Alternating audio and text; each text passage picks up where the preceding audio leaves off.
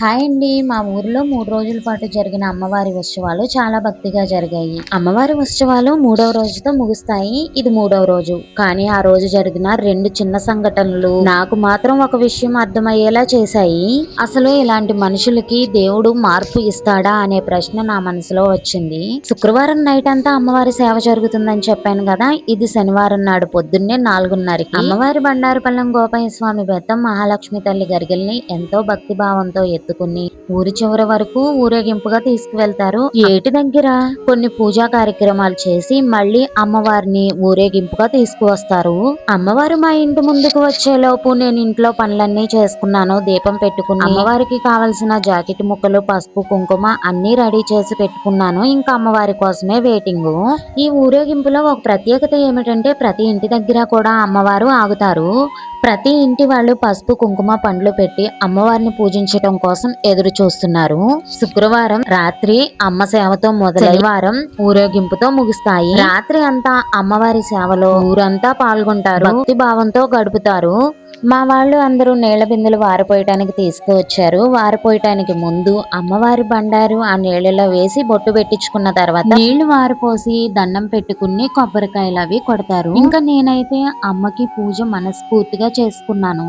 అమ్మవారికి పసుపు, కుంకుమ, పండ్లు, తాంబూలం ఇచ్చిన తర్వాత బొట్టు పెట్టించుకుని అమ్మవారి ప్రసాదం కూడా తీసుకుని బండారు తీసుకుని అమ్మకి హారతి ఇచ్చి ఇంట్లోకి తీసుకువచ్చాను.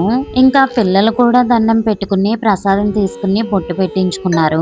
ఇంకా ఇవన్నీ ఇలా జరుగుతుండగా పూజా కార్యక్రమం అంతా పూర్తయిన తర్వాత మా చిన్నోడు చేసిన హడావుడి అంతా ఇంత కాదండి. అమ్మవారి ప్రభ మీద ఎక్కుతానని పట్టుబట్టి ఎక్కి ప్రదక్షిణ కూడా చేశాడు. తర్వాత నా దగ్గరకు రాలేదు. నేను పిల్లలతో ఎక్కడైనా ఆడుకుంటున్నాడేమో అనుకున్నా. కానీ గుడి దగ్గర కార్యక్రమం మొత్తం పూర్తయిన తర్వాత ఇంటికి వచ్చి చూస్తే చిన్నోడు కనిపించడం లేదు.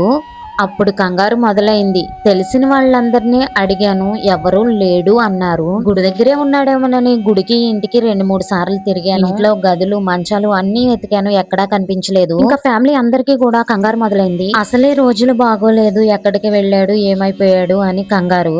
చివరికి తెలిసిన మామయ్య వాళ్ళ ఇంటి దగ్గర ఉన్నాడని తెలిసింది. అప్పుడే ఇంటికి వచ్చాడు. వాడిని చూసిన తర్వాత నా ప్రాణం నాలోకి వచ్చినట్టు అయింది. అమ్మ దయ అనిపించింది. ఇక్కడ కనిపిస్తున్నాయి కదా, ఇవి అమ్మవారికి ఎంతో ఇష్టమైన ప్రభలు. ముందు అమ్మవారు, తరువాత ప్రభబళ్ళు వెళ్తాయి. ప్రతి ఇంటికి ఊరేగింపుగా ఇలానే ప్రభబళ్ళు వెళ్తాయి. ఇక్కడ లాస్ట్ లో కనిపిస్తుంది కదా, ఇది అంకమ్మ తల్లి ప్రభ. ఊరేగింపు అయిన తర్వాత ప్రభబళ్ళు అన్ని కూడా ముత్యాలమ్మ తల్లి గుడి చుట్టూ, లక్ష్మీ తిరుపతమ్మ తల్లి గుడి చుట్టూ ప్రదక్షిణ చేసిన తర్వాత అమ్మవారి బండారుపల్లం గోపయ్య స్వామి బెత్తం గరిగెలకి దిష్టి తీసి గుండం దగ్గరికి అయితే తీసుకువస్తారు. ఇంకా ఇప్పుడేనండి అమ్మవారు నిప్పుల గుండం తొక్కేది. నిప్పుల గుండం కార్యక్రమం అయితే జరుగుతుంది. పెద్దవాళ్ళందరూ కలిసి గుండం చుట్టూ చల్లి పసుపు కుంకుమతో పూజ కడతారు. మా ఊరి అమ్మవారికి ఈ గుండం అయితే చాలా ప్రత్యేకమండి. అమ్మవారికి ఎంతో ఇష్టమైన నిప్పుల గుండం. ఈ గుండం తొక్కటం వల్ల భక్తుల విశ్వాసం ఏమిటంటే ఎవరికైనా అనారోగ్య సమస్యలు ఉన్నా, అనుకున్న పనులు సక్రమంగా జరిగినా, ఒకవేళ జరగాలి అన్నా కూడా ఈ నిప్పుల గుండం అయితే తొక్కుతారు. గుండానికి పూజ కట్టిన తర్వాత ఇంకా ఊరంతా కలిసి పసుపు, కుంకుమ, పువ్వులతో అలంకరిస్తారు. ఆ తర్వాత గుండం దగ్గర కూడా కొంచెం పూజా కార్యక్రమం ఉంటుంది. కొబ్బరికాయ కొట్టి దిష్టి తీసిన తర్వాత ఇంకా గుండం తొక్కే భక్తులందరూ బొట్టు పెట్టించుకుని గుండం అయితే తొక్కటానికి రెడీగా ఉంటారు. మా ఊరి సాంప్రదాయం మీకు కూడా నచ్చినట్టయితే లైక్ చేయండి, అలానే షేర్ చేయండి. మరికొన్ని మంచి వీడియోస్ కోసం మన ఛానల్ పైన ఒక కన్నేసి ఉంచండి. అమ్మవారికి ఎంతో ఇష్టమైన అగ్నిగుండ ప్రవేశం. ఈ అమ్మవారి గురించి మరికొన్ని విశేషాలు కావాలంటే కామెంట్ సెక్షన్ లో షేర్ చేయండి. తప్పకుండా డీటెయిల్ గా షేర్ చేస్తాను. ముందు లక్ష్మీ తిరుపతమ్మ తల్లి గుండం తొక్కిన తర్వాత మహాలక్ష్మి తల్లి గరిగెలు గోపయ్య స్వామి కూడా గుండం తొక్కి భక్తులందరూ కూడా గుండం తొక్కుతారు. అమ్మవారిని లోపల పెట్టిన తర్వాత అనేక రూపాల్లో అమ్మ పూనకం వస్తుంది. తర్వాత భక్తులు వారి వారి సమస్యలకు పరిష్కారం తెలుసుకుంటారు. ఇవన్నీ ఇలా జరుగుతుండగా నేను అమ్మకి కొబ్బరికాయ కొట్టడానికి వెళ్ళా. ఆ సమయంలో ఒక చిన్న విషయం నాకు ఒక ఆలోచన తెప్పించింది. ఎవరైనా సరే దేవుని దగ్గరికి వచ్చినప్పుడు మనసు, బుద్ధి సక్రమంగా పెట్టుకుని దైవనామస్మరణలో ఉంటారు.